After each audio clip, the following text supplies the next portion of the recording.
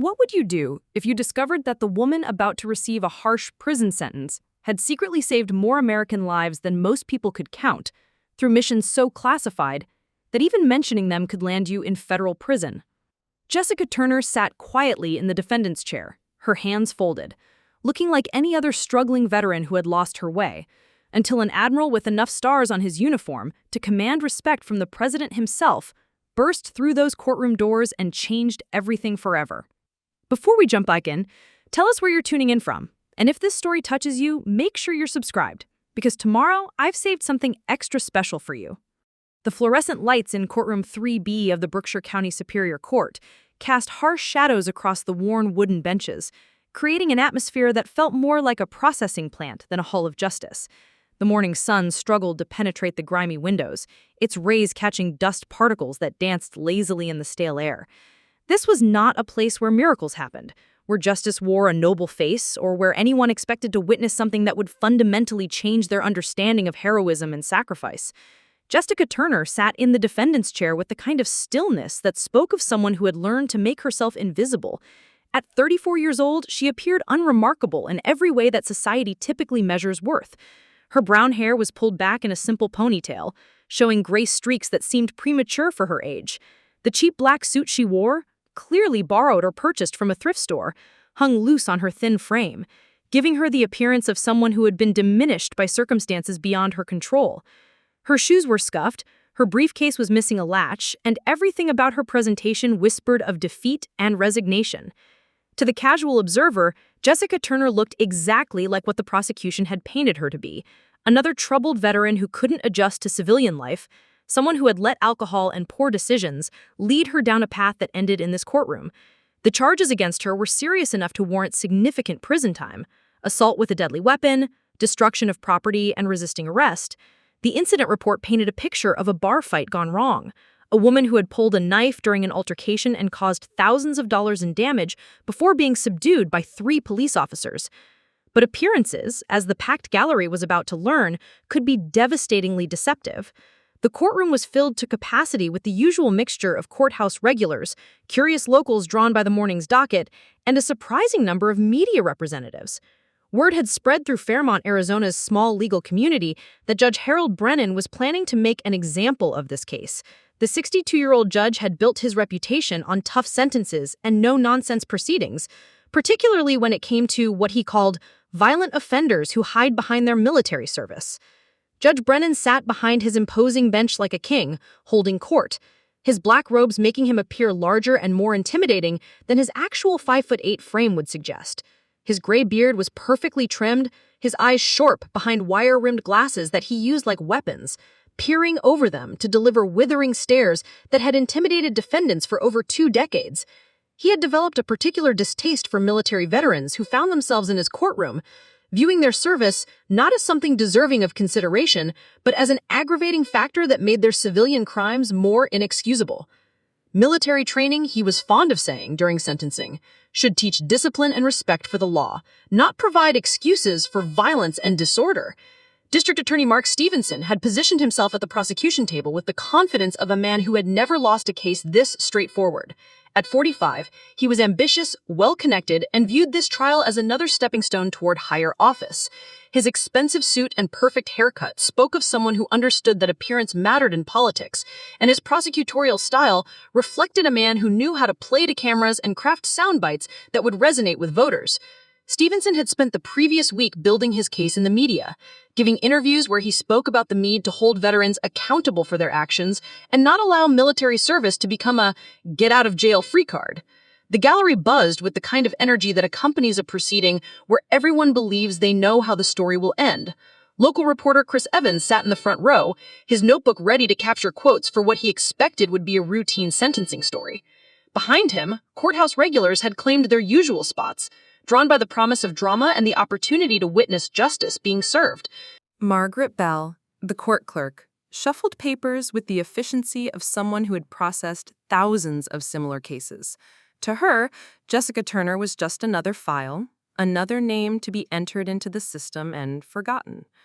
Ruth Anderson, the court reporter, positioned her fingers over her stenotype machine, ready to capture words that she assumed would follow a predictable pattern: guilty plea, victim impact statements, harsh sentence, case closed. Officer Frank Williams, the bailiff, stood near the door with the casual alertness of someone expecting no surprises. He had worked courthouse security for 15 years and had developed an ability to read defendants within moments of seeing them. Jessica Turner, in his assessment, was no threat, quiet, defeated, probably relieved that the whole ordeal would soon be over.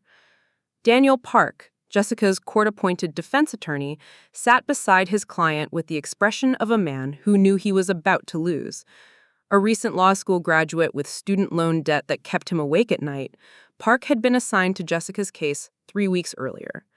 His attempts to build a defense had been hampered by his client's reluctance to discuss her military service in any detail, her refusal to provide character witnesses, and her apparent acceptance of whatever sentence the court deemed appropriate. Park had tried to explain to Jessica that her military record could be a mitigating factor, that her service in Iraq and Afghanistan might generate sympathy that could reduce her sentence. But every time he brought up her deployment history, Jessica would deflect or change the subject. Her military personnel file was strangely sparse, showing basic service information but lacking the kind of detail that typically accompanied combat deployments. When Park had tried to contact her former commanding officers for character references, he had been told that many of the units Jessica claimed to have served with were unavailable for comment, or that his requests needed to be routed through channels that never seemed to respond. What Park didn't know, what no one in that courtroom knew except for Jessica herself, was that the woman sitting quietly beside him had a military record that was classified at levels so high that most Pentagon officials didn't have clearance to access it. Her personnel file was deliberately sparse because her real service history was buried in compartmented intelligence programs that officially didn't exist. The morning's proceeding was scheduled to be straightforward: final statements, sentencing, and adjournment. Judge Brennan had already indicated his intention to impose the maximum penalty allowed under the plea agreement, 5 years in state prison, with the possibility of parole after 3. It was a sentence designed to send a message, to demonstrate that military service would not excuse civilian misconduct in his courtroom. As the clock approached 9 a.m., the courtroom settled into the familiar rhythm of bureaucratic justice. Papers were shuffled, throats were cleared, and everyone prepared to witness what they believed would be a routine conclusion to an unremarkable case. Jessica Turner sat perfectly still, her breathing controlled and even, her eyes focused on a point somewhere beyond the judge's bench. To the observers filling the gallery, she appeared to be a woman accepting her fate, resigned to paying the price for poor choices and violent behavior. None of them could have imagined that in less than an hour, their understanding of heroism, sacrifice, and the true cost of freedom would be fundamentally altered by revelations that would make national headlines and change how military service was viewed in courtrooms across the country. The woman they saw as a failed veteran, hiding behind her service, was actually someone who had prevented terrorist attacks that would have claimed thousands of American lives. The missions she had completed were so sensitive that acknowledging their existence required authorization from the highest levels of military command. But for now, in the harsh light of Courtroom 3B, Jessica Turner remained what she had trained herself to be: invisible, underestimated, and perfectly positioned to remind everyone present that the most dangerous people in any room are often the ones you'd never suspect. Judge Brennan was about to learn that lesson in the most dramatic way possible. All rise for the Honorable Judge Harold Brennan, Officer Frank Williams announced in his practiced baritone, his voice echoing through the packed courtroom. The familiar ritual of standing, sitting, and shuffling papers created a symphony of bureaucratic order that had played out thousands of times in this same room, but today carried an undercurrent of anticipation that seemed to electrify the stale air. Judge Brennan settled into his high-backed leather chair with the deliberate movements of a man who understood that every gesture was a display of power. His wire-rimmed glasses caught the harsh fluorescent lighting as he surveyed his domain, his gray eyes taking in the packed gallery with the calculating gaze of someone who viewed court proceedings as theater where he was both director and star performer. "The people of the state of Arizona versus Jessica Marie Turner," he announced, his voice carrying the authority of 2 decades on the bench. Case number 2024-CR-3847. We are here today for sentencing following the defendant's guilty plea to charges of assault with a deadly weapon, destruction of property, and resisting arrest. The weight of those words settled over the courtroom like a heavy blanket. In the gallery, spectators leaned forward slightly, sensing that they were about to witness justice being served with the firm hand that Judge Brennan was known for throughout Brookshire County. District Attorney Mark Stevenson rose from his position at the prosecution table. His movements were smooth and confident. His expensive charcoal suit was perfectly tailored, his silver tie catching the light as he adjusted his papers with theatrical precision. At 45, Stevenson had cultivated an image of prosecutorial excellence that played well in election cycles and media interviews. His salt-and-pepper hair was styled to suggest both experience and vitality, and his practiced smile conveyed the kind of confidence that came from never having lost a case this straightforward. "Your Honor," Stevenson began, his voice pitched to carry to the back of the courtroom and the media representatives taking notes in the front rows. "This case represents a troubling pattern we've seen far too often in our community. Veterans who believe their military service entitles them to special treatment under the law, who use their training not to serve and protect, but to intimidate and harm law-abiding citizens." He gestured toward Jessica Turner without looking at her directly, a calculated move that reduced her from a person to a symbol. The defendant's actions on the night of March 15th were not those of someone struggling with readjustment issues, as the defense would have us believe. They were the calculated actions of someone who knew exactly how to escalate a minor disagreement into a violent confrontation that left 3 people injured and caused over $15,000 in property damage. Judge Brennan nodded approvingly, his expression suggesting that Stevenson was merely articulating thoughts the judge had already formed. This was exactly the kind of case that reinforced Brennan's belief that military service, rather than being a mitigating factor in criminal behavior, was actually an aggravating circumstance that made civilian crimes more serious. "Furthermore, Your Honor," Stevenson continued, now warming to his theme and playing to the cameras he knew were recording every word, "we cannot allow military service to become a shield behind which violent individuals hide their actions. The defendant's training in combat techniques makes her more dangerous, not less culpable. When someone with military combat experience chooses to use that training against civilians in a bar fight, we must respond with the full force of the law." The prosecution's narrative had been carefully crafted over the past several weeks through strategic media leaks and press conferences. Stevenson had painted Jessica Turner as representative of a broader social problem, veterans who couldn't or wouldn't adjust to civilian life and who posed a threat to public safety. His office had released carefully selected details from the police report that emphasized the violence of the incident while omitting context that might generate sympathy for the defendant. The story that had emerged in local media was compelling in its simplicity. A troubled female veteran with obvious psychological issues had attacked innocent civilians in Murphy's Bar on March 15th. According to the police report, Jessica had been drinking alone when she overheard a conversation at a nearby table that somehow triggered a violent response. Witnesses described her moving with, quote, military precision as she allegedly pulled a tactical knife and threatened 3 men before destroying furniture and resisting arrest. What wasn't mentioned in the prosecution's narrative, what Jessica's defense attorney Daniel Park hadn't been able to uncover despite his best efforts, was the actual content of the conversation that had triggered Jessica's response. The police report noted that the three men had been discussing current events, but provided no details about what specific topics had prompted such an extreme reaction from someone who had otherwise been sitting quietly at the bar. Judge Brennan's prejudices against military defendants had been shaped by his own complicated relationship with military service. As a young man during the Vietnam era, he had received a student deferment that kept him out of combat while men from his neighborhood who couldn't afford college were drafted and shipped overseas.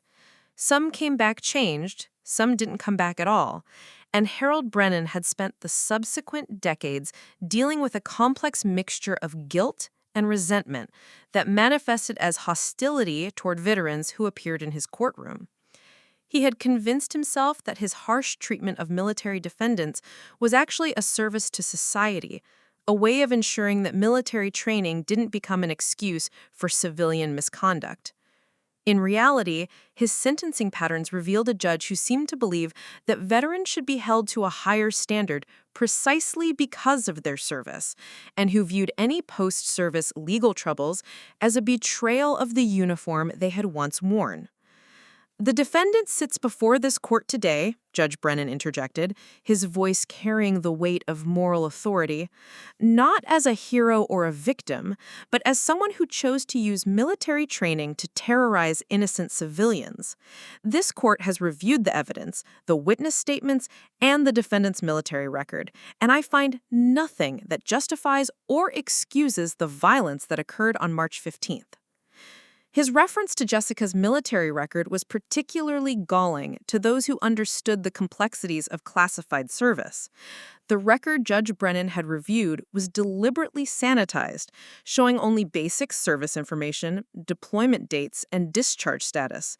It contained none of the commendations, combat citations, or operational details that would have painted a very different picture of Jessica Turner's character and service.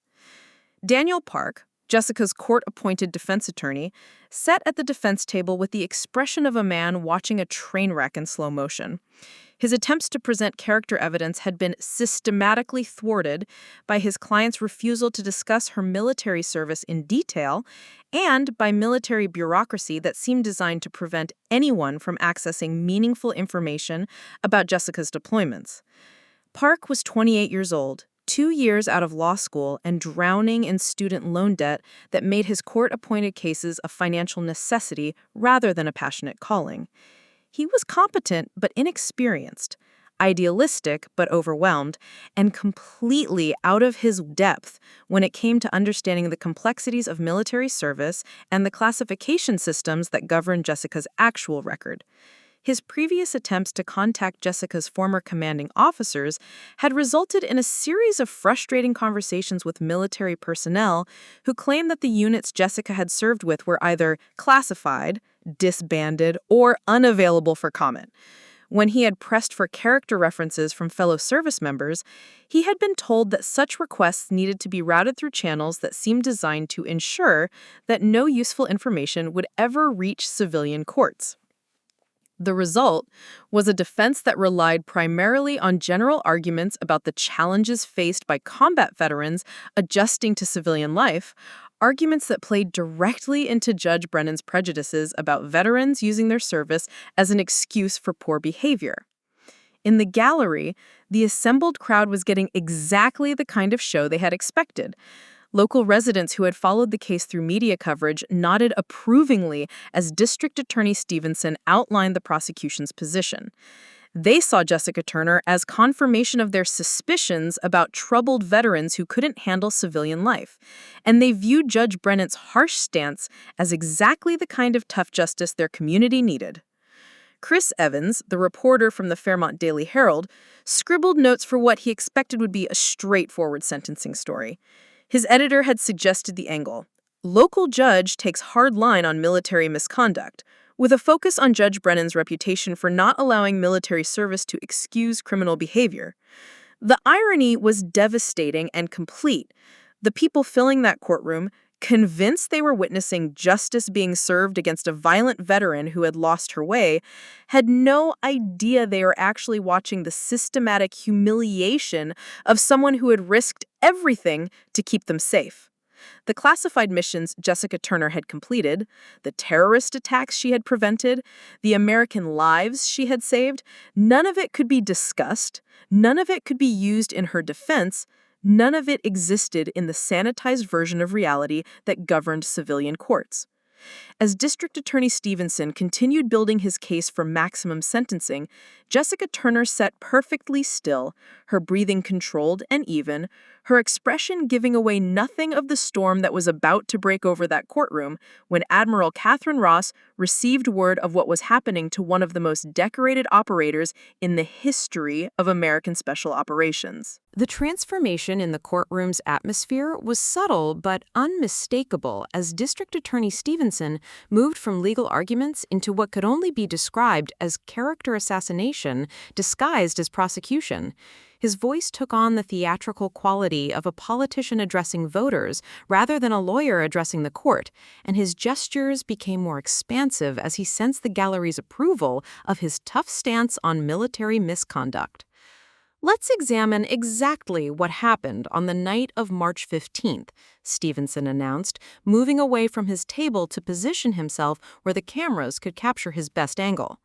The defendant, Jessica Turner, entered Murphy's Bar at approximately 9:30 p.m. According to witnesses, she ordered 3 double whiskeys in rapid succession and sat alone, exhibiting what the bartender described as aggressive body language and muttering to herself. He paused for effect, allowing the implication to settle over the courtroom. The picture he was painting was clear: a troubled veteran, drinking heavily and looking for trouble. It was a narrative that played perfectly into public stereotypes about PTSD and military service members who couldn't handle civilian life. At 10:15 p.m., Stevenson continued, consulting his notes with theatrical precision, a conversation at a nearby table apparently triggered the defendant's violent response. According to witnesses, 3 local businessmen were discussing current events when Turner suddenly stood up, walked over to their table, and began what can only be described as an unprovoked verbal assault. What Stevenson didn't mention, what the police report had carefully omitted, was the specific nature of the current events discussion that had triggered Jessica's response. The 3 men had been loudly discussing a recent news story about a terrorist attack that had been mysteriously prevented, joking about how those military types always claim credit for things that probably never happened anyway. They had been mocking the very classified operations that Jessica had risked her life to complete, dismissing the sacrifices of operators whose names would never be known as fabricated stories designed to justify military budgets. Judge Brennan leaned forward slightly, his expression conveying the kind of stern disapproval that had intimidated defendants for over 20 decades. Continue, Mr. Stevenson. I'm particularly interested in hearing about the defendant's use of her military training in this assault. The phrase, use of her military training, hung in the air like an accusation. In Judge Brennan's worldview, military training was something that should make veterans more disciplined and law-abiding, not more dangerous to civilians. The fact that Jessica had apparently used combat skills in a bar fight confirmed his worst assumptions about veterans who couldn't successfully transition to civilian life. The witnesses described the defendant's movements as military-like and precise. She didn't stumble or fumble like someone who was intoxicated. Instead, she moved with what one witness called deadly efficiency. Within seconds, she had produced a tactical knife with a 4-inch blade and was threatening the 3 victims. The courtroom buzzed with murmurs of disapproval.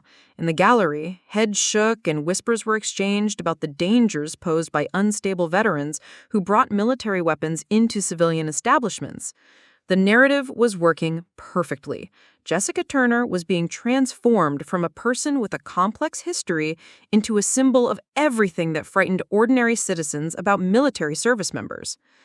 Daniel Park, Jessica's defense attorney, shifted uncomfortably in his chair. He had reviewed the same police reports and witness statements, but his attempts to provide context for Jessica's actions had been consistently thwarted. When he had tried to investigate what specific conversation had triggered her response, he had been told that such details were not relevant to the charges, and that the prosecution was under no obligation to provide information about the victim's statements unless they directly related to the defendant's criminal liability. Park's inexperience showed in his inability to challenge the prosecution's selective presentation of facts. A more seasoned defense attorney might have demanded full transcripts of witness interviews, might have subpoenaed security camera footage from the bar, might have insisted on detailed psychiatric evaluations that could provide context for Jessica's actions. Instead, Park had accepted the prosecution's version of events largely at face value, focusing his defense strategy on general arguments about veteran readjustment issues rather than examining the specific circumstances that had led to the confrontation. "Your Honor," Park said, rising hesitantly from his chair, "while the prosecution paints a picture of unprovoked aggression, we must remember that my client served multiple combat deployments in some of the most dangerous regions of Iraq and Afghanistan.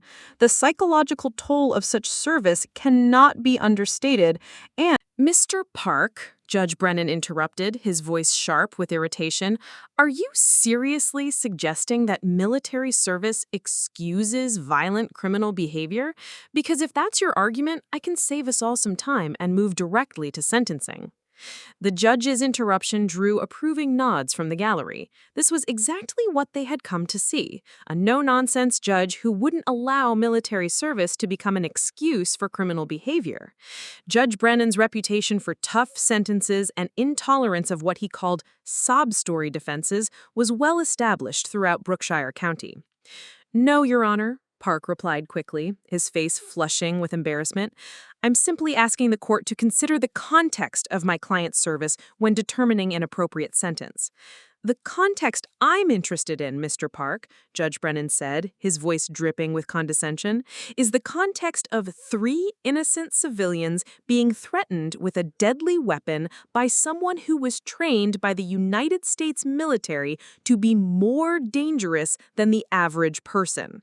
That context suggests that your client's military training makes her crimes more serious, not less." The exchange highlighted everything that was wrong with the proceedings. Jessica's actual military record, the classified missions she had completed, the terrorist attacks she had prevented, the American lives she had saved, was completely invisible to the court. Instead, her service was being portrayed as a liability, something that made her more dangerous rather than more deserving of respect and understanding. In the gallery, Chris Evans scribbled notes for what was shaping up to be an excellent story about judicial toughness and military accountability.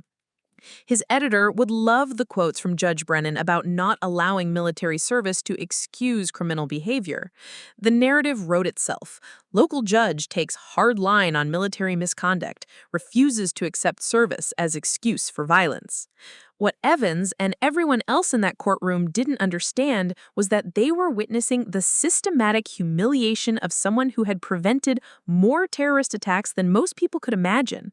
The woman they saw as a troubled veteran who couldn't handle civilian life was actually someone who had operated at the highest levels of military intelligence, completing missions so sensitive that acknowledging their existence required clearance levels that most Pentagon officials didn't possess.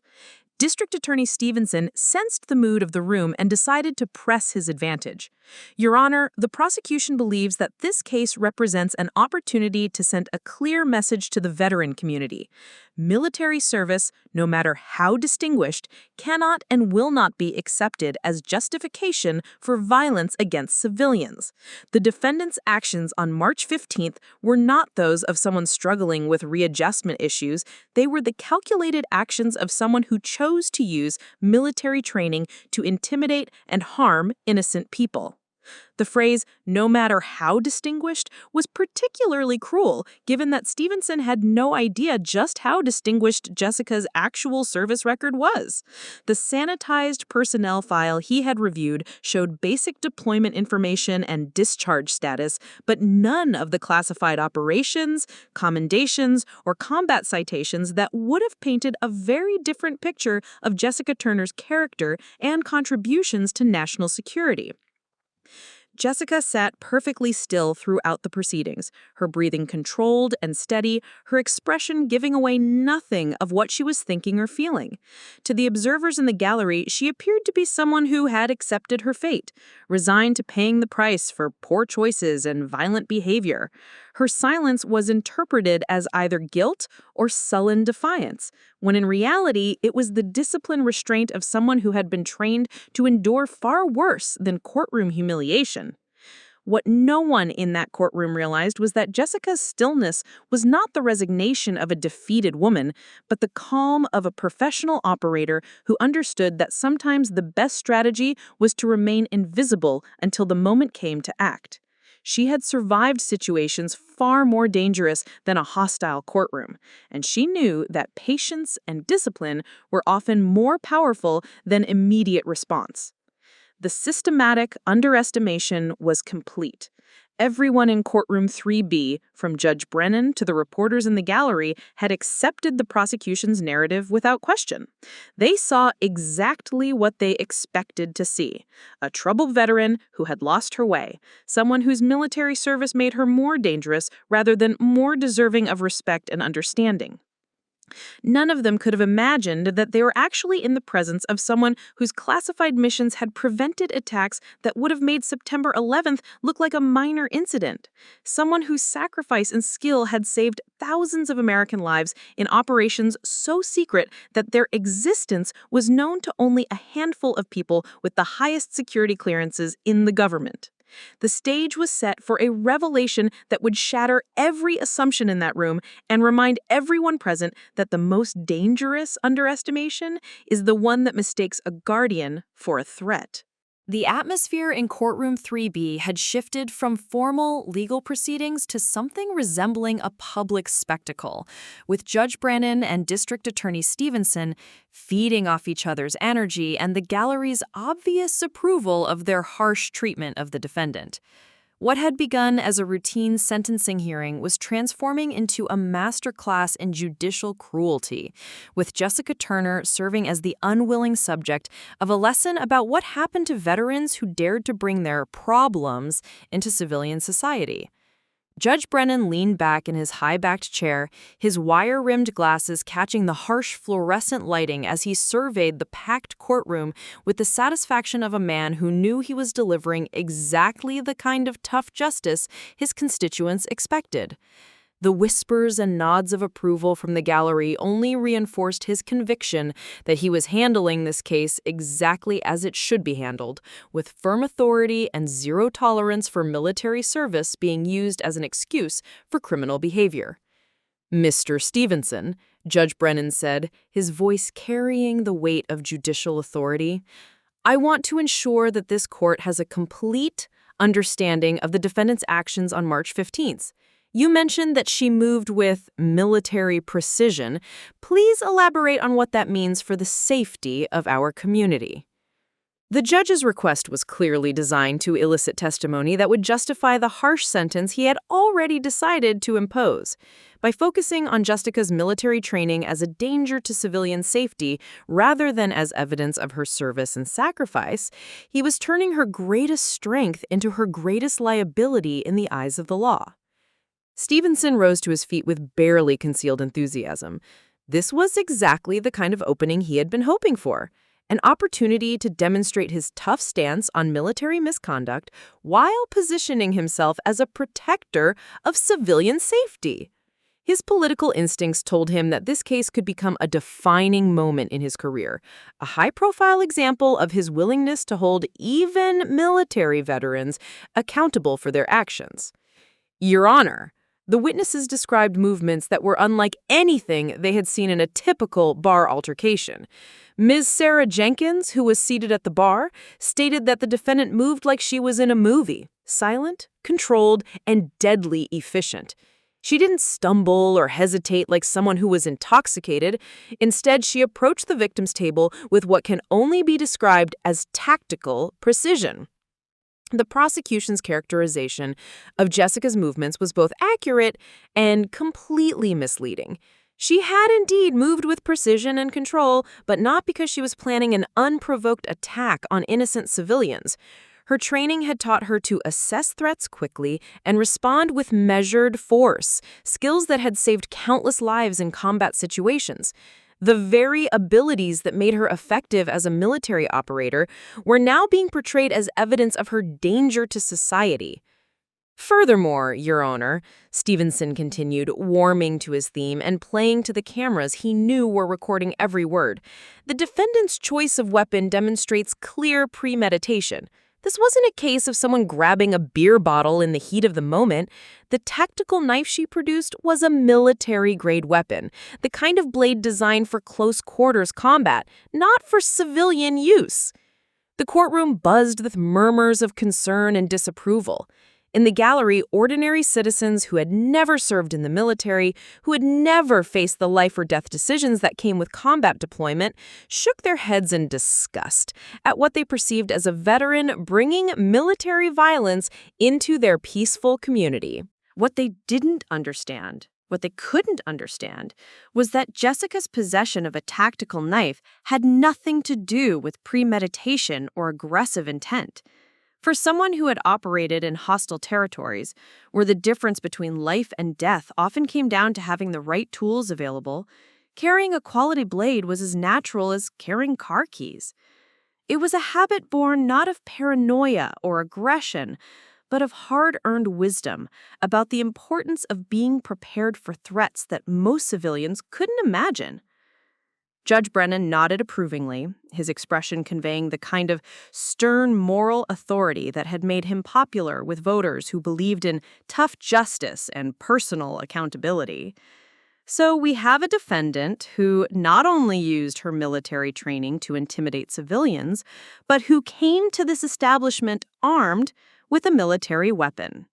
Mr. Park, I hope your client understands the seriousness of these charges. Daniel Park rose hesitantly from his chair, his inexperience showing in every nervous gesture. The young defense attorney was clearly overwhelmed by the proceedings, struggling to find a way to defend his client against a prosecution that seemed determined to portray her military service as evidence of her dangerousness rather than her character. Your Honor, Park began, his voice lacking the confidence that came with experience and success, while the prosecution characterizes my client's actions as premeditated and aggressive, we must remember that she was responding to what she perceived to be a threatening situation. Military veterans often struggle with hypervigilance and threat assessment in civilian environments, and Mr. Park, Judge Brennan interrupted, his voice sharp with irritation and barely concealed contempt.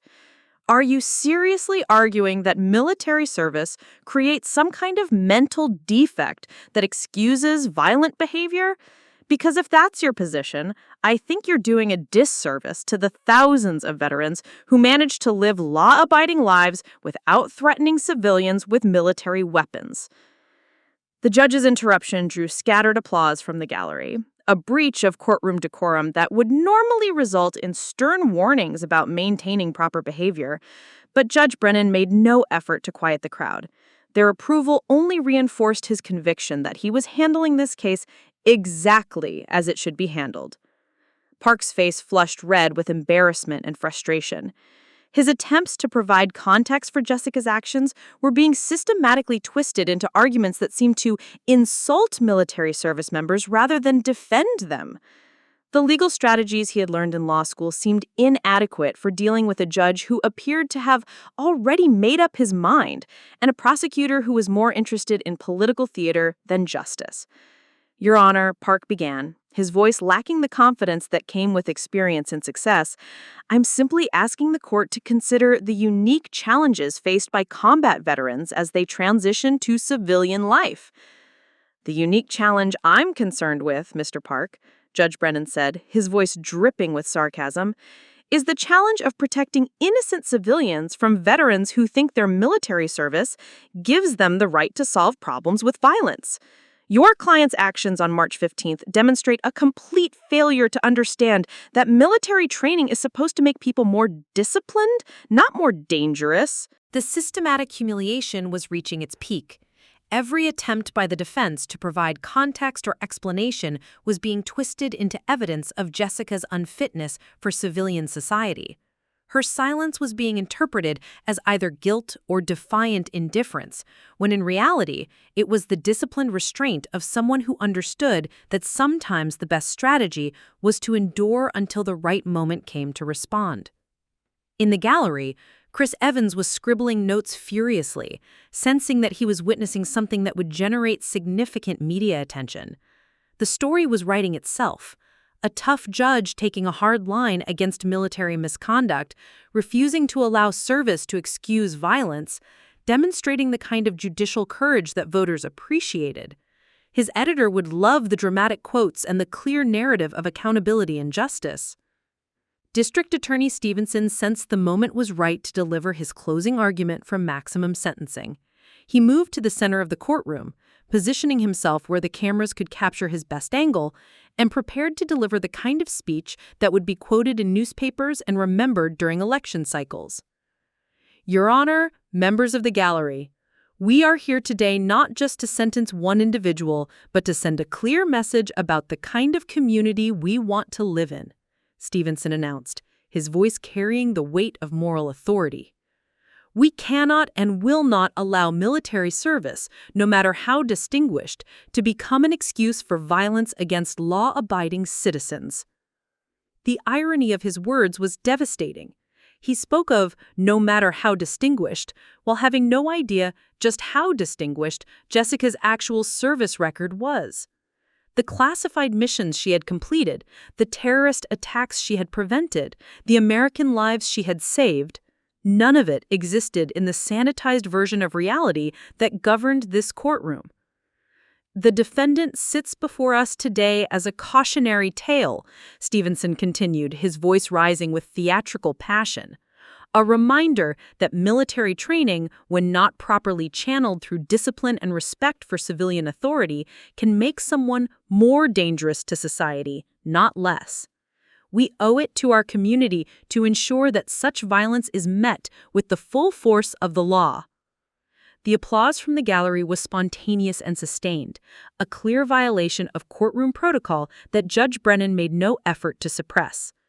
The crowd was getting exactly what they had come to see: a strong demonstration of law and order, a clear message that military service would not excuse criminal behavior, and a judge with the courage to impose harsh sentences regardless of a defendant's background. Jessica Turner sat perfectly still throughout the proceedings, her breathing controlled and steady, her expression revealing nothing of what she was thinking or feeling. To the observers filling the courtroom, she appeared to be someone who had accepted defeat, resigned to paying a heavy price for poor choices and violent behavior. What none of them could see was the storm that was building just beyond the courthouse walls. At that very moment, Admiral Catherine Ross was receiving a phone call that would change everything, a conversation that would send her racing toward Brookshire County with enough authority to stop a federal judge in mid-sentence, and enough classified information to rewrite every assumption about the woman sitting quietly in the defendant's chair. The systematic humiliation was complete.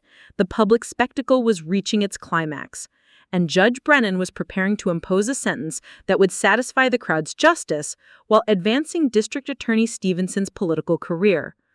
None of them realized that they were about to learn the difference between justice and judgment, between appearance and reality, and between the version of military service that played well in political speeches and the classified version that actually kept them safe while they slept. The tension in Courtroom 3B had reached a fever pitch as Judge Brennan prepared to deliver what everyone expected would be the culmination of the morning's proceedings, a harsh sentence that would satisfy the gallery's hunger for justice and cement his reputation as a judge who refused to coddle military defendants. The packed courtroom fell into an expectant silence, broken only by the soft clicking of cameras and the scratch of pens on paper as reporters prepared to capture the moment for their afternoon editions. Judge Brennan removed his wire-rimmed glasses and cleaned them with deliberate slowness, a theatrical gesture designed to build suspense and emphasize the gravity of the moment. When he replaced them and looked down at Jessica Turner, his expression carried the weight of moral authority that had intimidated defendants for over 2 decades of judicial service. "Miss Turner," he began, his voice carrying to every corner of the packed courtroom, "you have pled guilty to charges of assault with a deadly weapon, destruction of property, and resisting arrest. These are serious charges that reflect serious crimes against members of our community who were doing nothing more than enjoying an evening out at a local establishment." Jessica sat perfectly still in the defendant's chair, her hands folded in her lap, her breathing controlled and steady. To the observers filling the gallery, she appeared to be a woman resigned to her fate, someone who had finally accepted the consequences of her violent actions. Her silence throughout the proceedings had been interpreted as either guilt or sullen defiance. But in reality, it was the disciplined restraint of someone who had endured far worse interrogations in far more dangerous circumstances. "The court has reviewed the evidence, the witness statements, and your military record," Judge Brennan continued, his voice taking on the cadence of someone delivering a lecture rather than a sentence. "What I see before me is not a hero or a victim, but someone who chose to use military training to terrorize innocent civilians, someone who brought the violence of war into the peaceful environment of our community." The judge's characterization of Jessica's military record was particularly galling to anyone who understood the complexities of classified service. The record he had reviewed was deliberately sanitized, showing basic deployment information and discharge status, but none of the classified operations, combat citations, or commendations that would have painted a completely different picture of Jessica Turner's character and contributions to national security. District Attorney Stevenson sat at the prosecution table with barely concealed satisfaction, sensing that his tough stance on military misconduct was about to be validated with exactly the kind of harsh sentence that would play well in future election campaigns. His office had already prepared press releases emphasizing his commitment to holding veterans accountable for their actions, and his refusal to allow military service to excuse violent behavior. "Military service," Judge Brennan declared, his voice rising with moral indignation, "is supposed to teach discipline, respect for authority, and protection of the innocent. What we saw on March 15th was the complete opposite of those values. We saw someone who used her training not to protect and serve, but to intimidate and harm." The irony of his words was devastating and complete. The man delivering this lecture about protection and service had no idea that he was speaking to someone who had prevented terrorist attacks that would have claimed thousands of American lives. The classified missions Jessica had completed, the sacrifices she had made, the years she had spent operating in the world's most dangerous locations, none of it existed in the version of reality that governed this courtroom. Daniel Park, Jessica's defense attorney, made one final, desperate attempt to provide context for his client's actions. Rising from his chair with the expression of a man who knew he was about to fail, he addressed the court with the kind of nervous energy that came from inexperience and overwhelming pressure. "Your Honor, before you impose sentence, I would ask the court to consider the psychological toll of multiple combat deployments. My client served her country with distinction in some of the most dangerous regions of Iraq and Afghanistan, and the stress of those experiences—" "Mr. Park," Judge Brennan interrupted, his voice sharp with irritation and contempt. "I've heard enough excuses. Military service is not a license to commit violence against civilians. If anything, it should make veterans more aware of the consequences of their actions, not less. Your client's training makes her more dangerous, not more deserving of leniency." The judge's interruption drew approving nods from the gallery. This was exactly what they had come to see, a strong demonstration of law and order, a clear message that military service would not excuse criminal behavior, and a judge with the courage to impose harsh sentences regardless of a defendant's background. Park sank back into his chair, defeated and humiliated. His inexperience had been exposed for all to see. His client's interests had been poorly served, and his attempts to provide context for Jessica's actions had been systematically dismissed. The young attorney understood that he was witnessing not just the sentencing of his client, but the end of any hope for a meaningful defense. Furthermore, Judge Brennan continued, warming to his theme and playing to the crowd that had gathered to witness his version of justice, this court will not allow our community to become a place where veterans believe they can solve problems with violence. Ms. Turner, your actions on March 15th were not those of someone struggling with readjustment issues. They were the calculated actions of someone who chose to use military weapons and training against innocent people. In the gallery, Chris Evans scribbled notes for what he knew would be a powerful story about judicial courage and military accountability. His editor would love the dramatic quotes and the clear narrative of a judge who refused to be swayed by sympathy for military service. The headline was already forming in his mind. Judge rejects military service as excuse for violence, imposes maximum sentence. The moment had arrived. Judge Brennan straightened in his chair, cleared his throat, and prepared to deliver the sentence that would satisfy the crowd's hunger for justice while demonstrating his tough stance on military misconduct. The courtroom fell completely silent, every person present understanding that they were about to witness the climax of the morning's proceedings. "Ms. Turner," Judge Brennan announced, his voice carrying the full weight of judicial authority, "this court sentences you to the maximum penalty allowed under your plea agreement. You will serve 5 years in the Arizona State Prison System with the possibility of parole after 3 years.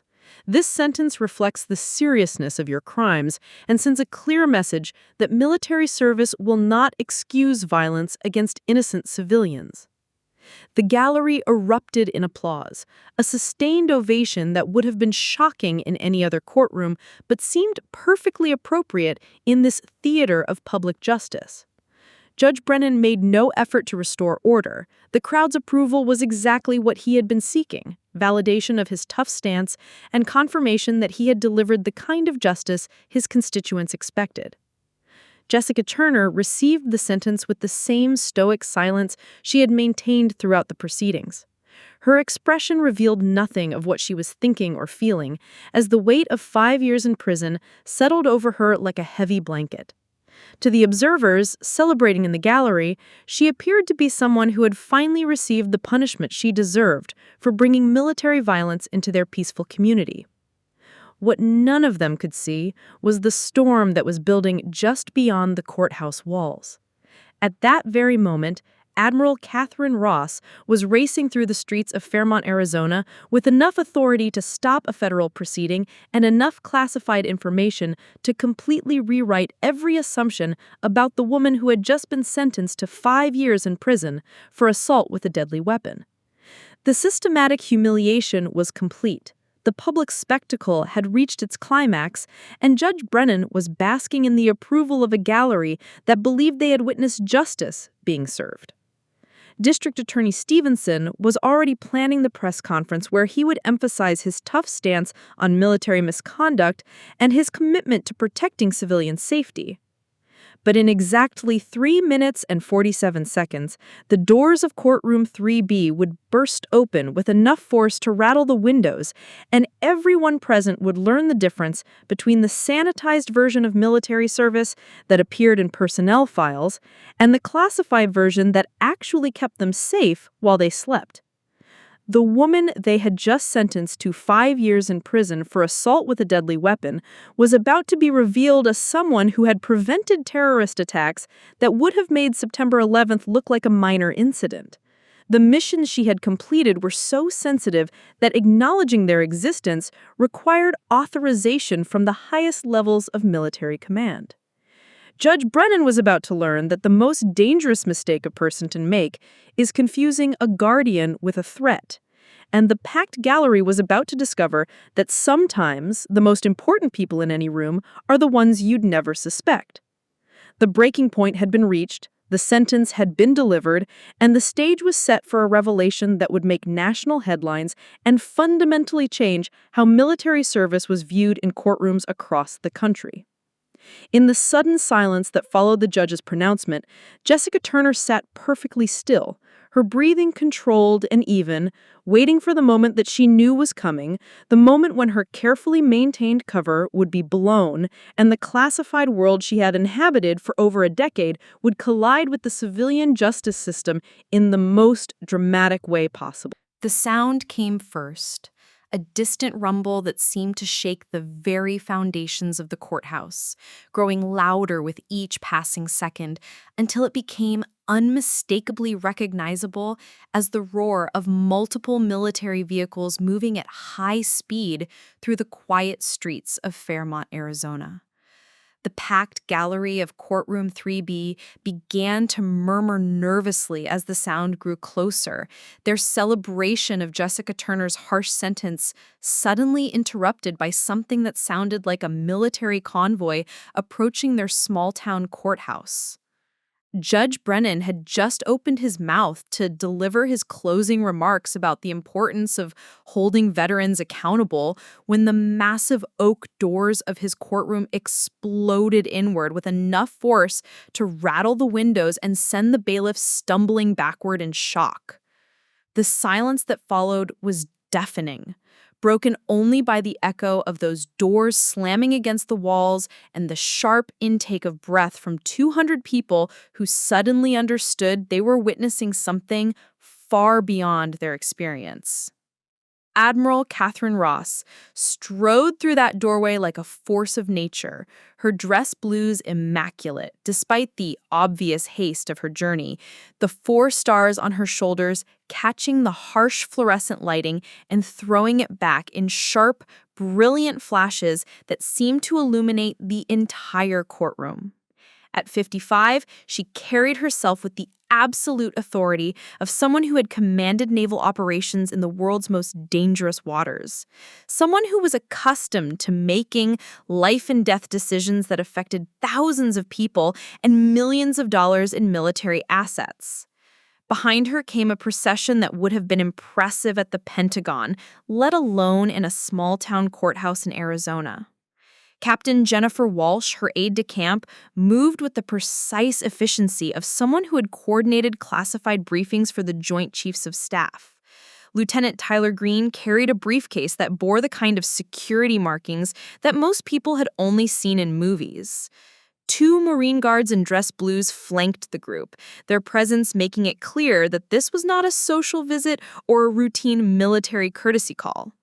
The Admiral's eyes swept the courtroom with the calculating gaze of someone trained to assess tactical situations in seconds, taking in Judge Brennan's shocked expression, District Attorney Stevenson's confusion, the packed gallery's mixture of amazement and fear, and finally settling on Jessica Turner, who remained perfectly still in the defendant's chair, her expression revealing nothing of what she was thinking or feeling.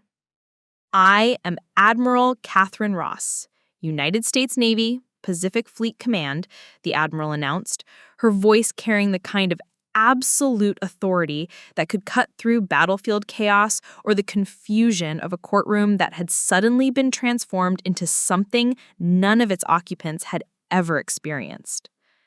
I am here under direct authorization from the Secretary of Defense and the National Security Council to address this court regarding the defendant, Jessica Marie Turner. Judge Brennan's face had gone pale, his usual composure completely shattered by the arrival of military authority that clearly outranked anything he had ever encountered in his civilian career. The wire-rimmed glasses that had been his weapon of intimidation now seemed fragile and insignificant as he struggled to process what was happening in his courtroom. "Admiral, this is highly irregular," Judge Brennan managed to stammer, his voice lacking any of the confidence that had characterized his treatment of Jessica throughout the morning's proceedings. "This court is in the middle of sentencing proceedings, and I cannot allow—" "Your Honor," Admiral Ross interrupted, her voice carrying the weight of someone who had briefed presidents and commanded fleets. "With all due respect, you are about to sentence someone whose classified service record requires immediate intervention from the highest levels of military command. I am here to prevent a miscarriage of justice that would have national security implications." The courtroom erupted in confused murmurs as people struggled to understand what they were witnessing. District Attorney Stevenson sat frozen at the prosecution table, his political instincts telling him that whatever was about to happen would likely end his plans for higher office rather than advance them. The reporters in the gallery were frantically scribbling notes and adjusting camera angles, sensing that they were witnessing something that would make national headlines. Admiral Ross moved to the center of the courtroom with the commanding presence of someone accustomed to a dressing rooms full of generals and admirals. Lieutenant Green approached and handed her the secured briefcase, which she opened with movements that suggested this was a routine that had been practiced many times before in much more secure environments. "Ladies and gentlemen," Admiral Ross announced, her voice carrying to every corner of the packed courtroom, "what you are witnessing today is the intersection of civilian justice and national security classification levels that most of you lack the clearance to understand. The woman you have just sentenced to 5 years in prison is not the troubled veteran described by the prosecution." She removed a document from the briefcase, its red, top-secret markings visible even from the back of the gallery. "Jessica Turner is one of the most decorated special operations personnel in the history of the United States military. Her service record is classified at levels so high that acknowledging the existence of her missions requires authorization from the President of the United States." The silence that followed was absolute. Every person in that courtroom understood that they were witnessing something extraordinary, something that would fundamentally change their understanding of military service and the sacrifices made by people whose names would never appear in any public record. "The missions she has completed," Admiral Ross continued, her voice taking on the weight of someone revealing state secrets, "have prevented terrorist attacks that would have claimed thousands of American lives. The operations she has led have dismantled networks that posed direct threats to Homeland Security. The intelligence she has gathered has prevented incidents that would have made September 11th appear minor by comparison." Judge Brennan's mouth worked soundlessly as he struggled to process information that completely contradicted every assumption he had made about the defendant sitting quietly in his courtroom. The harsh sentence he had just imposed suddenly seemed not just inappropriate, but potentially catastrophic for national security interests. "Furthermore," Admiral Ross said, her eyes moving to District Attorney Stevenson, who appeared to be shrinking into his chair with each revelation, "the incident on March 15th that brought Miss Turner before this court was not an unprovoked assault on innocent civilians.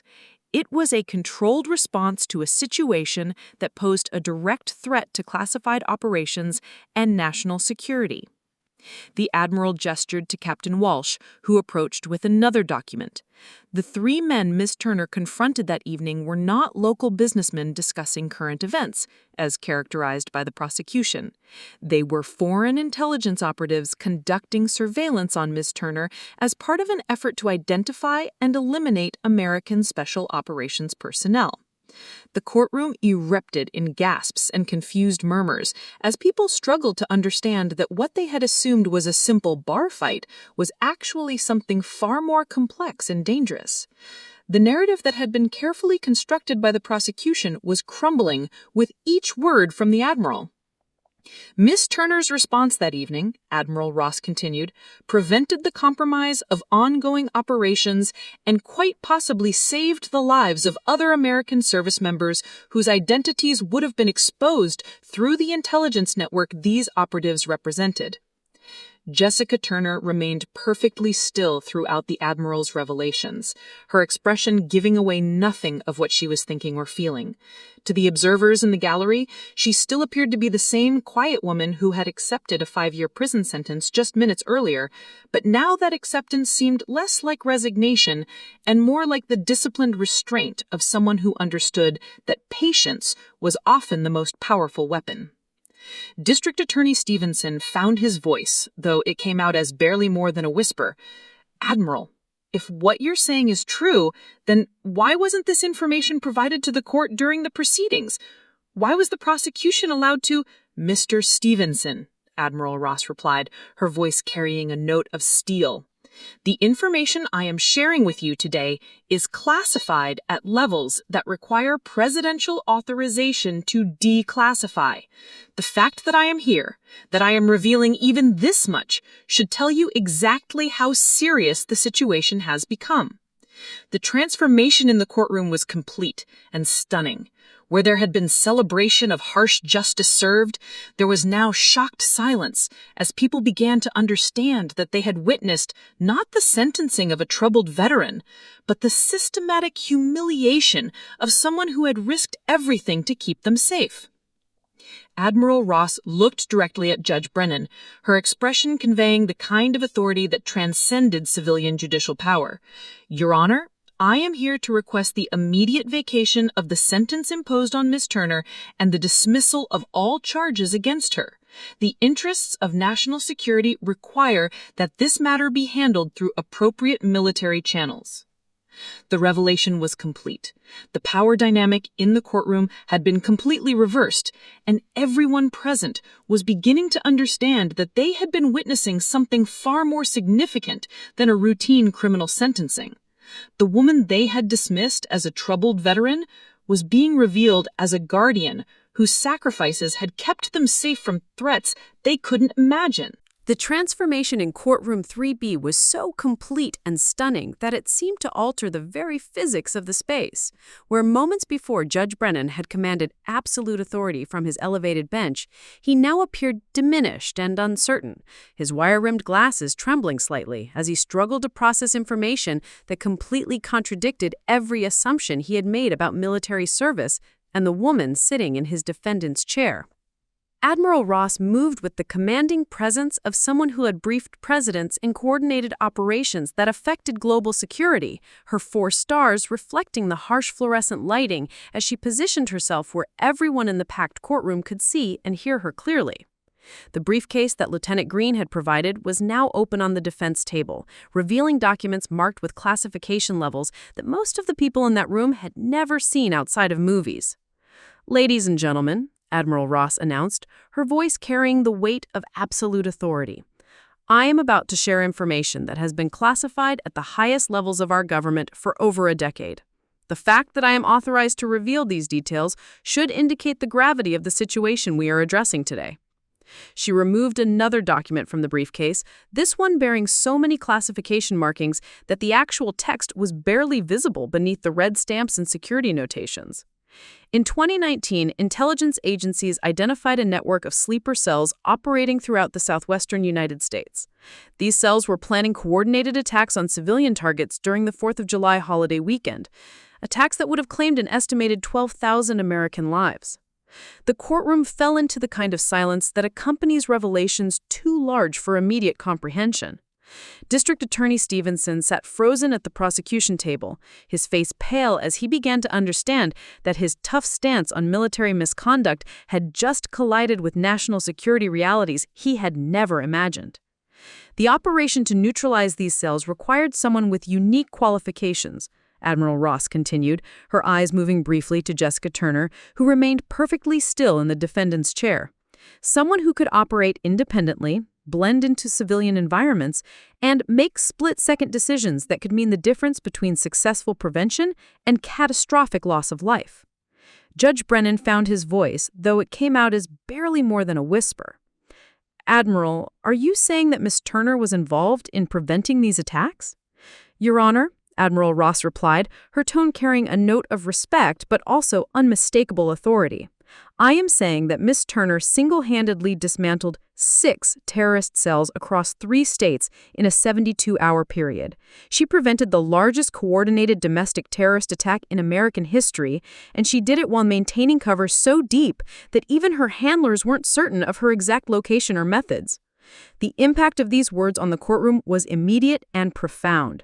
Chris Evans, who had been taking notes for what he expected would be a routine sentencing story, was now scribbling frantically as he realized he was witnessing something that would make national headlines. The gallery, which had been celebrating Jessica's harsh sentence just minutes earlier, was now struggling to process the revelation that they had been cheering the punishment of someone who had literally saved their lives. Captain Walsh approached Admiral Ross with another classified document, her movements precise and respectful as she handed over what appeared to be a detailed operational report. The security markings on this document were even more extensive, suggesting information that was restricted to only the highest levels of military and intelligence leadership. "The Syrian operation in 2021, Admiral Ross announced, reading from the document, involved the extraction of a high-value intelligence asset who had provided information about planned chemical weapons attacks on American military bases in the region. The extraction required infiltrating a compound held by forces loyal to a regime that had already demonstrated its willingness to use chemical weapons against civilians." She looked up from the document, her expression conveying the weight of memories that were clearly difficult to discuss even in this setting. Ms. Turner volunteered for a mission that had an estimated survival rate of less than 15%. She successfully extracted the asset, retrieved intelligence that prevented attacks on 3 American bases, and eliminated 7 enemy combatants who were preparing to execute captured American prisoners. The silence in the courtroom was now complete and profound. Even the ambient sounds of the courthouse seemed muted as everyone present struggled to reconcile the image of the quiet woman in the defendant's chair with the revelations about her extraordinary service record. Daniel Park, Jessica's defense attorney, sat at the defense table in a state of shock that rendered him temporarily speechless. The young lawyer's inexperience had been painfully obvious throughout the proceedings, but now he was beginning to understand just how completely he had failed to serve his client's interests. The sanitized military record he had reviewed bore no resemblance to the classified operations being revealed by Admiral Ross. Furthermore, Admiral Ross continued, her voice taking on the cadence of someone delivering a briefing to senior military leadership, the incident on March 15th at Murphy's Bar was not a random act of violence committed by a troubled veteran. It was a carefully calculated response to an immediate threat to ongoing operations and American lives. She gestured to Lieutenant Green, who produced a tablet displaying what appeared to be surveillance photographs and intelligence reports. The 3 men Ms. Turner confronted that evening were operatives from a foreign intelligence service that had been systematically identifying and targeting American Special Operations personnel. They were using social gatherings and public establishments to conduct reconnaissance, gathering information that would be used to compromise ongoing missions and eliminate key personnel. District Attorney Stevenson finally found his voice, though it trembled with the realization that his entire prosecution had been based on a fundamental misunderstanding of the facts. "Admiral, if this information was available, why wasn't it provided to law enforcement? Why was my office allowed to proceed with charges against someone who was apparently acting in defense of national security?" Admiral Ross turned to face Stevenson directly, her expression conveying the kind of authority that made it clear she was accustomed to dealing with questions from people who lacked the security clearance to understand the full complexity of the situations they were discussing. "Mr. Stevenson," she replied, her voice carrying a note of steel, The information I am sharing today has been classified at levels that require presidential authorization to declassify. Miss Turner's cover identity as a troubled veteran was so carefully constructed that it convinced not just local law enforcement, but federal agencies that were monitoring the situation. Her ability to maintain that cover, even under the stress of criminal prosecution, is a testament to her training and professionalism. The revelation was devastating in its implications. Jessica Turner had allowed herself to be arrested, prosecuted, and sentenced to 5 years in prison rather than compromise operations that were protecting American lives. Her silence throughout the proceedings had not been the resignation of a defeated woman, but the disciplined restraint of a professional operator who understood that her mission continued even while sitting in a defendant's chair. Judge Brennan removed his glasses and cleaned them with shaking hands, a gesture that now seemed less like theatrical authority and more like the nervous habit of a man whose worldview was being systematically dismantled. Admiral, I need to understand, are you saying that this court has just sentenced someone to 5 years in prison for actions that were actually protecting national security? Your Honor, Admiral Ross replied, her tone respectful but firm. I am saying that this court has just sentenced one of the most decorated and effective special operations personnel in American history for 5 years in prison for preventing the compromise of ongoing intelligence operations. The tactical knife she produced that evening was not a weapon of aggression. It was a tool of last resort used to prevent the capture of someone whose knowledge could have compromised dozens of ongoing missions and hundreds of American lives. The power reversal was now complete and undeniable. Judge Brennan, who had spent the morning lecturing about military discipline and civilian authority, was now facing the reality that his harsh sentence had been imposed on someone whose service record made his own contributions to society appear insignificant by comparison. In the gallery, the assembled crowd was struggling to process revelations that fundamentally challenged everything they thought they knew about military service and the sacrifices made by people they would never recognize or acknowledge. The woman they had dismissed as a troubled veteran who couldn't handle civilian life was actually someone who had prevented attacks that would have claimed thousands of lives, including potentially their own. Admiral Ross closed the classified document and returned it to the briefcase, her movement suggesting that the formal portion of her revelations was complete. Ladies and gentlemen, what you have witnessed today is a reminder that the most important guardians of our freedom are often the ones whose names will never appear in any public record, whose sacrifices will never be acknowledged, and whose heroism will remain forever classified. She looked directly at Jessica Turner, who remained perfectly still in the defendant's chair, her expression revealing nothing of what she was thinking or feeling as her carefully maintained cover was stripped away in the most public forum imaginable. Miss Turner, Admiral Ross said, her tone carrying the respect that one professional warrior showed to another, your country owes you a debt that can never be fully repaid, and certainly cannot be repaid with 5 years in a state prison for crimes you did not commit.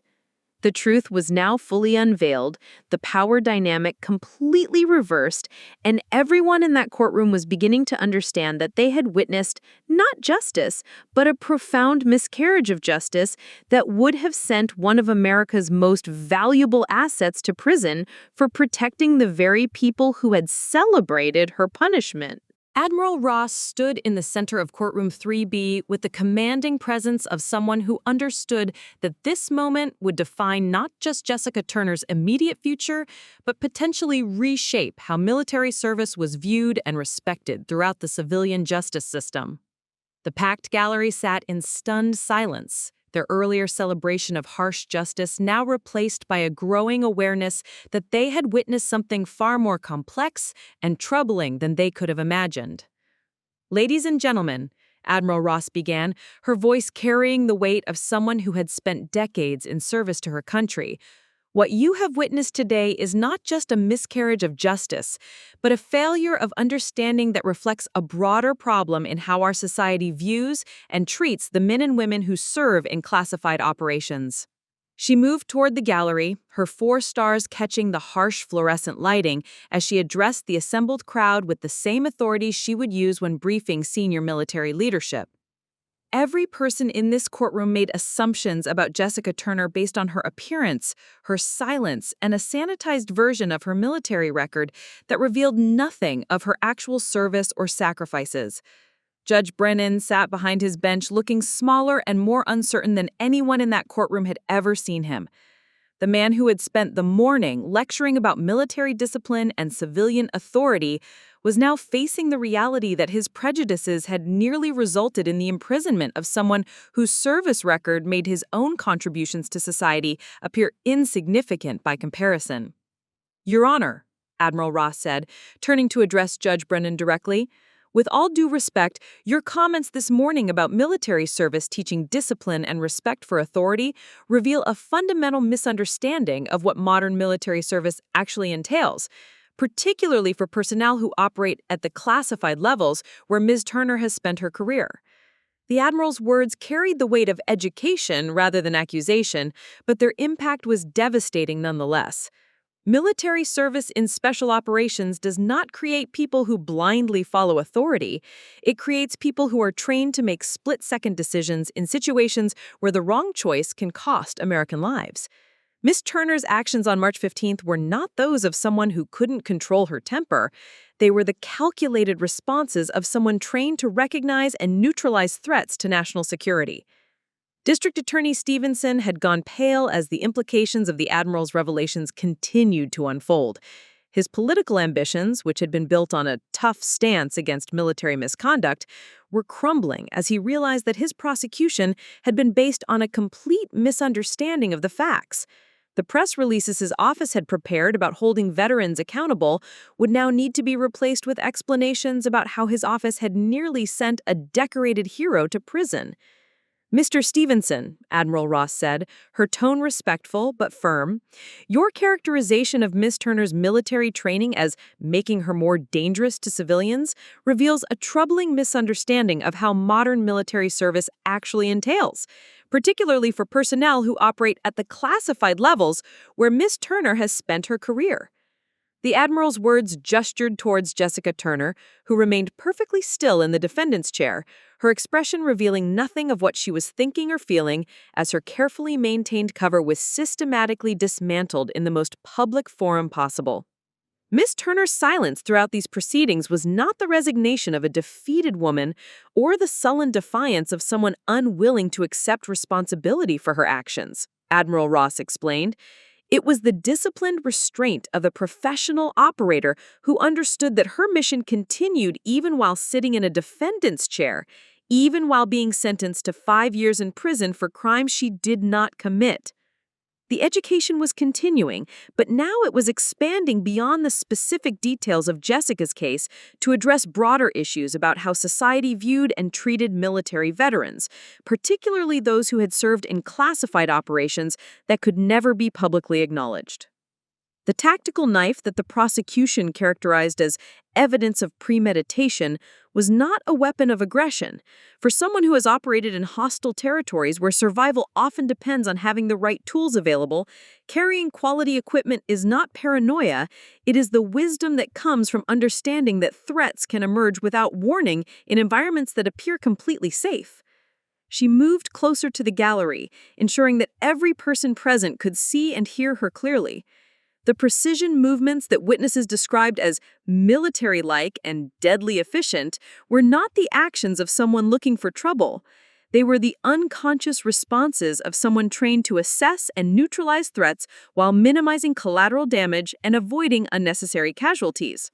Daniel Park, Jessica's defense attorney, sat at the defense table with the expression of someone whose entire understanding of his profession was being reshaped. His inexperience had been painfully obvious throughout the proceedings, but now he was beginning to understand the complex relationship between classified military service and civilian legal systems. a relationship that his law school education had never addressed. "Mr. Park," Admiral Ross said, turning to address the young attorney directly, "your attempts to defend Miss Turner were handicapped not by your inexperience, but by a system that deliberately obscures the service records of personnel who operate at classified levels. The information you needed to mount an effective defense was classified at levels that require presidential authorization to access." The Admiral's words carried both explanation and absolution, acknowledging that Park's failure to adequately represent his client was as much a product of systemic limitations as personal shortcomings. Captain Walsh approached Admiral Ross with another document, this one bearing fewer classification markings, but still clearly containing sensitive information. The Admiral reviewed it briefly before addressing the courtroom again. "The psychological evaluations that Mr. Park requested, but was unable to obtain, would have revealed that Miss Turner exhibits none of the symptoms typically associated with post-traumatic stress disorder or adjustment difficulties," Admiral Ross announced. "Instead, they would have shown someone with exceptional psychological resilience, superior threat assessment capabilities, and the kind of mental discipline that allows effective operation under extreme stress." The irony was devastating and complete. The court-appointed psychiatrist who would have evaluated Jessica for sentencing purposes would have discovered not a troubled veteran struggling with civilian life, but someone whose psychological profile suggested exceptional stability and professional competence. Furthermore, Admiral Ross continued, "the character references that Mr. Park was unable to secure exist in abundance, but they are locked away in classified files because acknowledging the existence of the units Miss Turner served with would compromise ongoing operations and endanger other American personnel." Chris Evans, the reporter who had expected to write a routine story about judicial toughness, was now taking notes for what he realized would be one of the most significant military-civilian relations stories of his career. The narrative that had seemed so clear just hours earlier, a troubled veteran receiving appropriate punishment for violent behavior, had been completely rewritten by revelations that challenged fundamental assumptions about military service and sacrifice. "Ladies and gentlemen," Admiral Ross said, her voice taking on the gravity of someone delivering a message that extended far beyond the confines of Courtroom 3B. "Miss Turner represents thousands of American service members who operate in the shadows, whose names will never appear in any public record, whose sacrifices will never be acknowledged, and whose heroism will remain forever classified." She paused, allowing the weight of that statement to settle over the courtroom. These men and women return to civilian life, carrying the burden of missions they can never discuss, accomplishments they can never celebrate, and trauma they can never fully explain.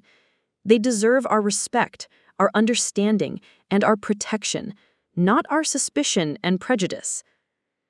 The education was reaching its climax, but Admiral Ross understood that the most important lessons were often the ones that forced people to confront their own assumptions and biases. "Judge Brennan," she said, turning to address the man who had spent the morning disparaging military service, "Ms. Turner's willingness to accept a 5-year prison sentence rather than compromise ongoing operations demonstrates the kind of selfless dedication that most of us can barely comprehend. She was prepared to sacrifice her freedom to protect missions that are keeping Americans safe from threats they will never know existed." The teaching moment was complete, but its implications would extend far beyond the walls of that courtroom. Everyone present had learned that their assumptions about military service, about veterans, and about the nature of heroism itself had been fundamentally flawed. Admiral Ross looked directly at Jessica Turner, who remained perfectly still in the defendant's chair, her expression finally showing the slightest hint of emotion as her carefully maintained cover was stripped away and her true service was acknowledged for the first time in years.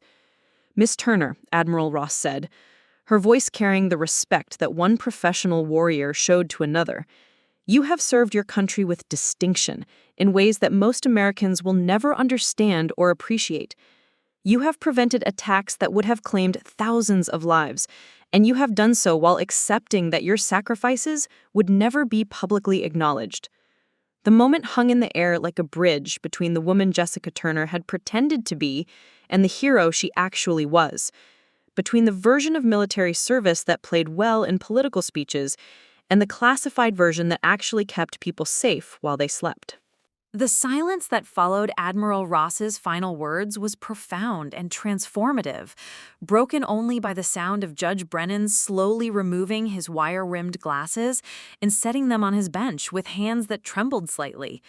The man who had begun the morning as an authority figure dispensing harsh justice now appeared diminished and humbled, his entire worldview having been systematically dismantled by revelations that challenged everything he thought he knew about military service and heroism. "Admiral Ross," Judge Brennan said, his voice barely above a whisper, "I need to understand the full scope of what has happened here today. Are you formally requesting that this court vacate the sentence I just imposed and dismiss all charges against Miss Turner?"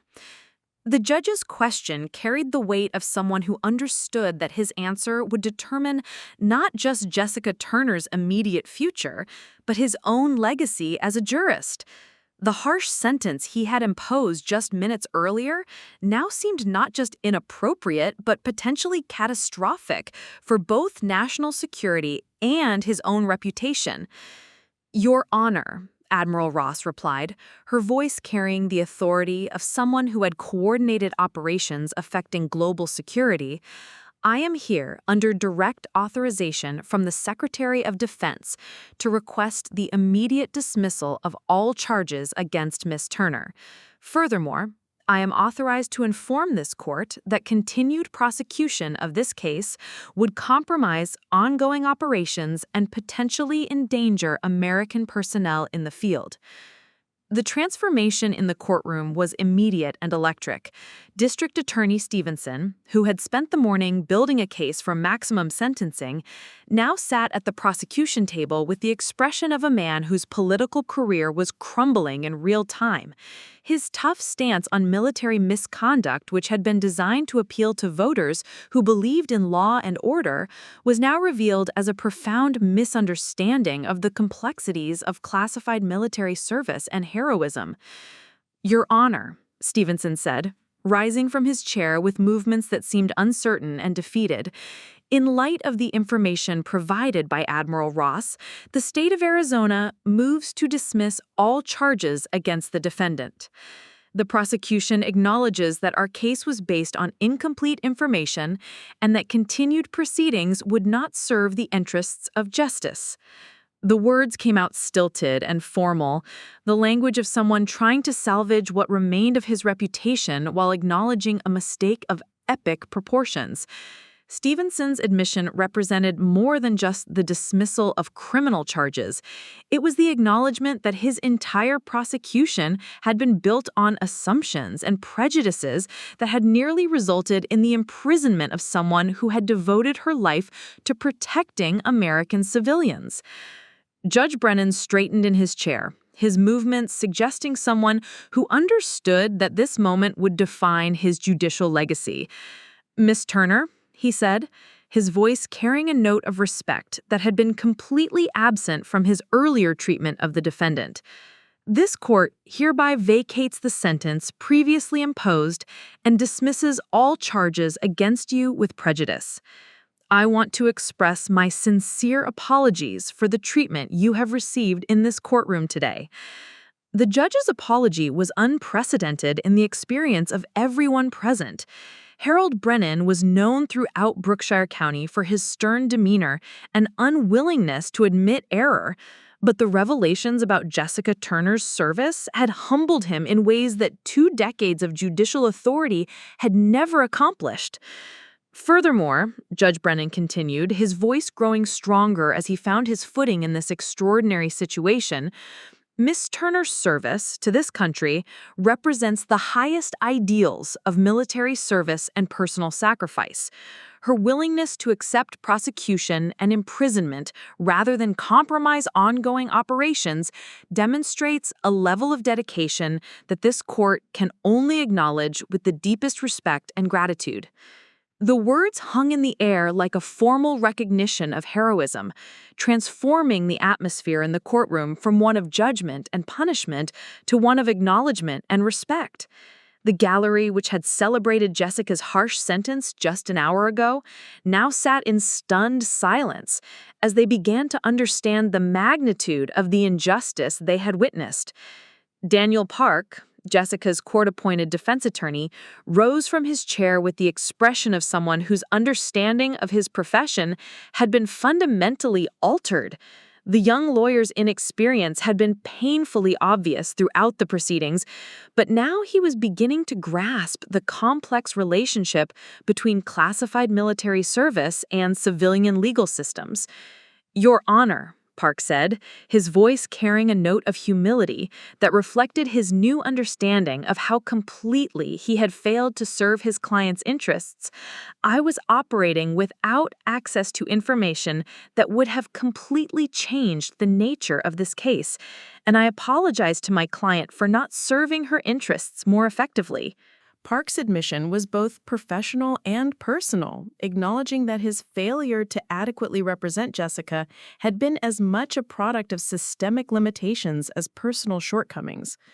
The sanitized military record he had reviewed bore no resemblance to the classified operations being revealed by Admiral Ross.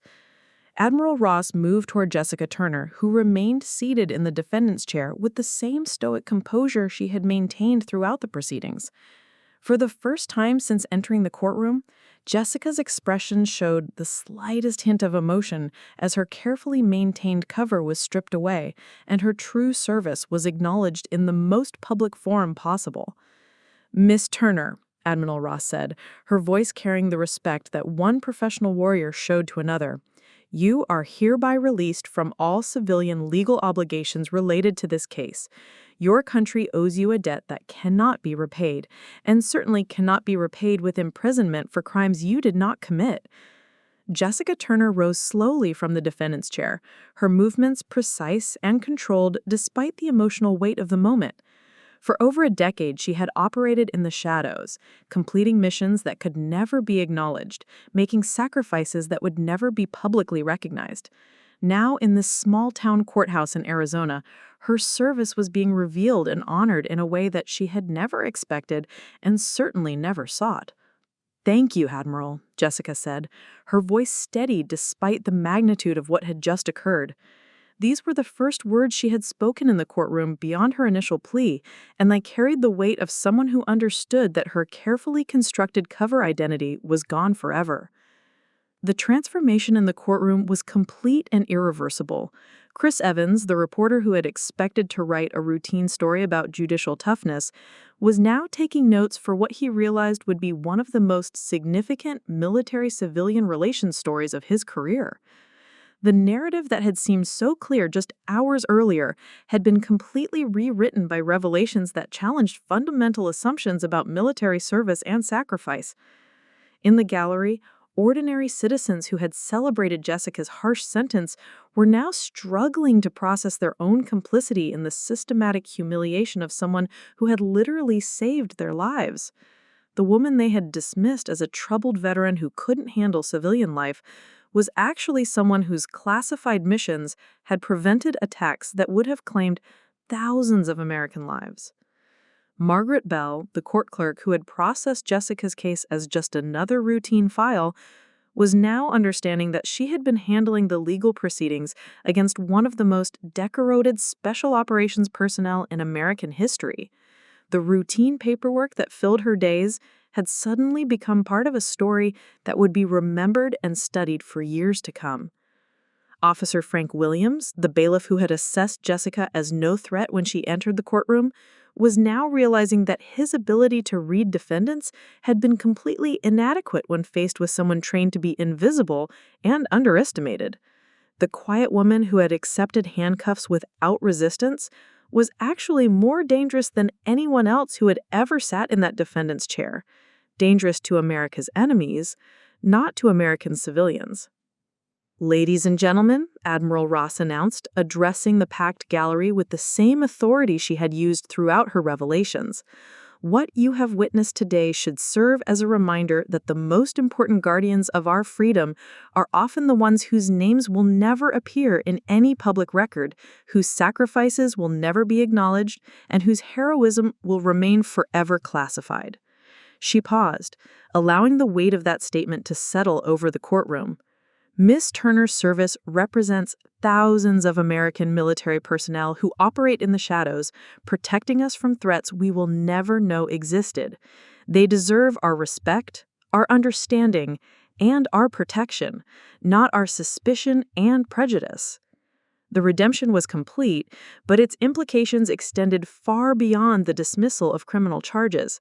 Judge Brennan's apology, District Attorney Stevenson's acknowledgement of error, and Admiral Ross's public recognition of Jessica's service represented a fundamental shift in how military service was understood and respected in that courthouse and potentially throughout the civilian justice system.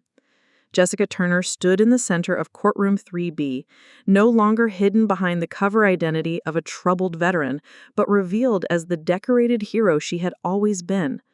The woman who entered that morning facing 5 years in prison was now free, vindicated, and publicly honored for service that literally saved the lives of the people who had celebrated her punishment.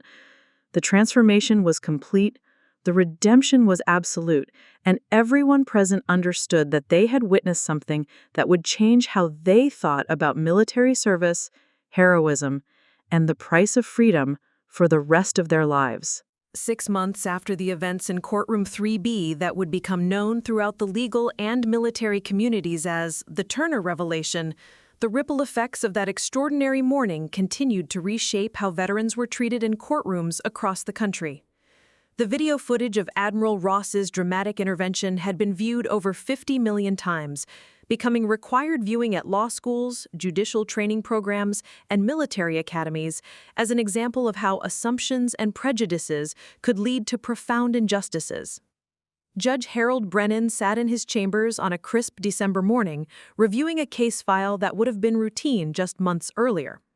The defendant was a Marine veteran charged with disorderly conduct following an altercation at a local restaurant.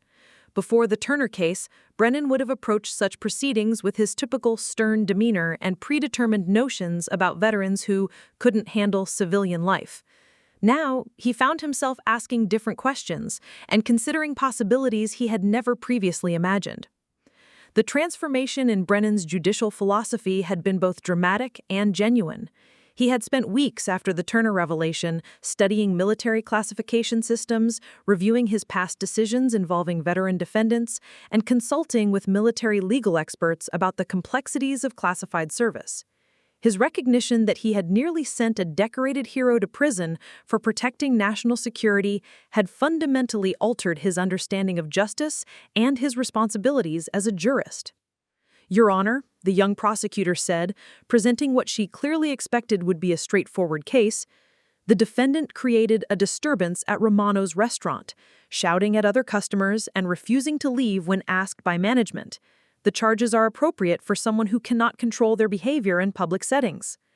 Brennan listened to the prosecutor's presentation with the patience and attention that had been notably absent from his handling of the Turner case. "Has the defense had adequate opportunity to review the defendant's complete military record?" he asked, a question that would have been unthinkable in his courtroom before Admiral Ross's intervention. "Yes, Your Honor," replied the defense attorney, "though much of my client's service record is classified and not available for civilian court review." The phrase, "classified and not available," now carried weight and significance in Brennan's courtroom that it had never possessed before. The judge who had once dismissed military service as an excuse for poor behavior now understood that some veterans carried burdens and possessed skills that civilian courts were ill-equipped to understand or evaluate. District Attorney Mark Stevenson had resigned from office 3 weeks after the Turner case, His political career effectively ended by the revelation that his tough stance on military misconduct had nearly resulted in the imprisonment of someone who had prevented the largest domestic terrorist attack in American history. His replacement, Maria Santos, had implemented new protocols requiring comprehensive review of military service records and consultation with military legal experts before prosecuting any veteran. The Turner case taught us that our assumptions about military service were not just wrong, but dangerously wrong. We learned that the sanitized personnel files we typically review bear no resemblance to the actual service records of personnel who have operated at classified levels. We have a responsibility to understand what we're dealing with before we make judgments about people whose service we cannot fully comprehend. The impact extended far beyond Brookshire County. Military legal assistance offices across the country reported a dramatic increase in requests for help from veterans facing civilian prosecution, with many citing the Turner case as evidence that civilian courts might not understand the complexities of military service. Law schools began incorporating modules on military-civilian legal interfaces into their curricula, ensuring that future attorneys would be better equipped to handle cases involving classified military service.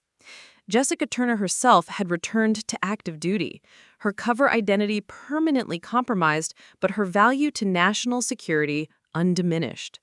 The revelation of her service record had actually enhanced her effectiveness in certain operational contexts, as foreign intelligence services now understood that dismissing unremarkable-looking Americans could be a fatal mistake. She had been approached by dozens of media outlets seeking interviews about her experience, but had declined all requests with the simple statement that her service continued and that publicity was incompatible with the mission requirements of her position.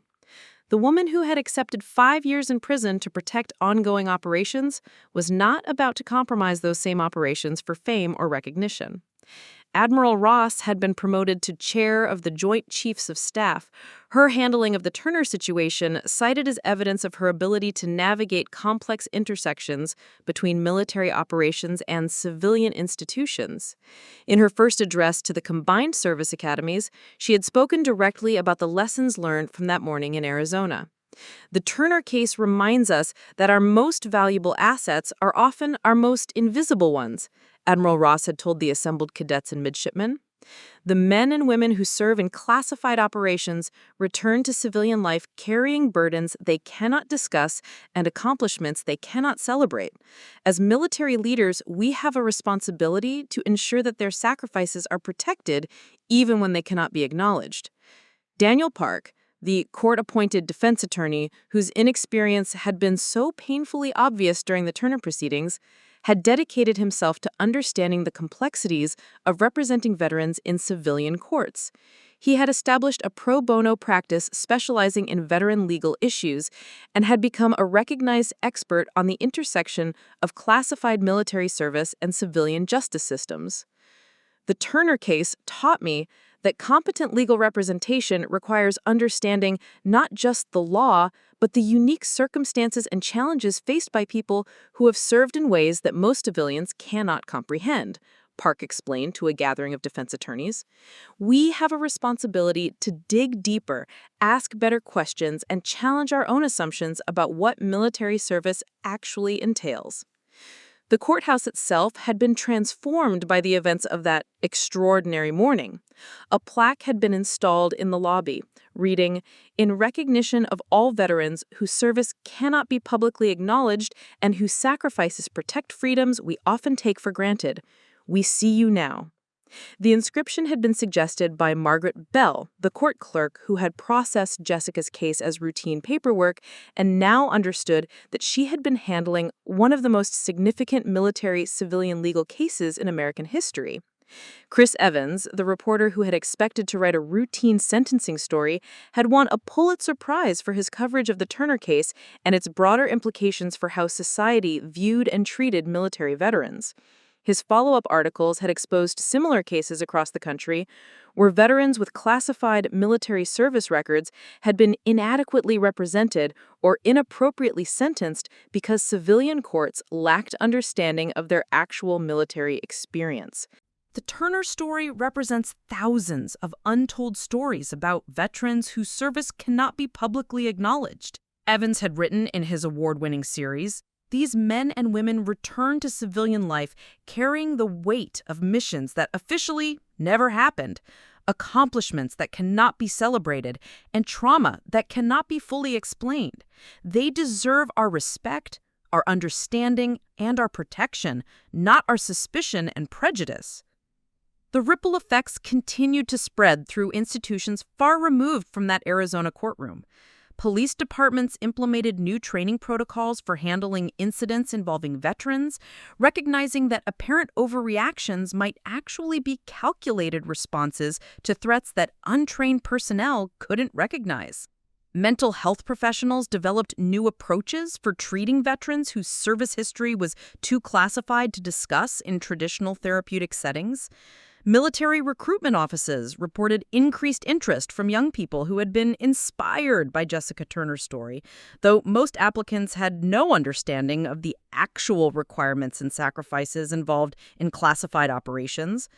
The romanticized version of special operations portrayed in movies and television bore little resemblance to the reality of spending years in the shadows, accepting that recognition and acknowledgement might never come.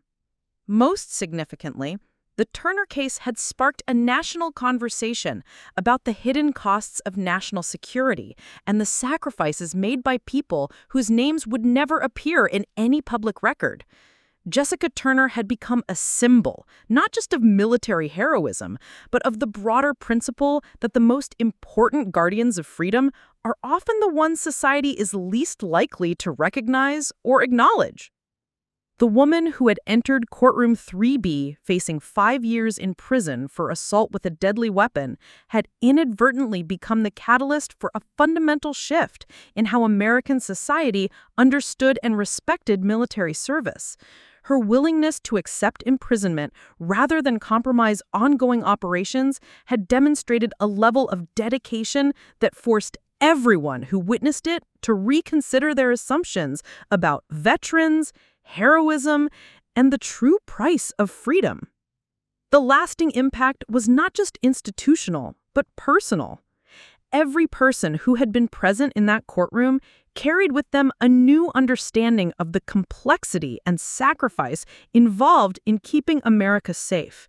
They had learned that their assumptions about competence, heroism, and service had been fundamentally flawed, and that the most dangerous mistake anyone could make was underestimating someone based on appearance alone. Judge Brennan's transformation from a harsh critic of military defendants to an advocate for understanding and respecting veteran service had become a model for judicial education programs nationwide. His public acknowledgement of error and commitment to learning from the Turner case had earned him respect rather than condemnation, demonstrating that genuine growth and change were possible, even for those in positions of significant authority. The Turner revelation had proven that sometimes the most important lessons come from the most unexpected sources, and that the greatest service to justice is admitting when justice has not been served. Jessica Turner's story would continue to resonate for generations, a reminder that heroes walk among us unrecognized, and that the freedom we enjoy is protected by guardians whose names we will never know. Up next, you've got 2 more standout stories right on your screen. If this one hit the mark, you won't want to pass these up. Just click and check them out. And don't forget to subscribe and turn on the notification bell so you don't miss any upload from us.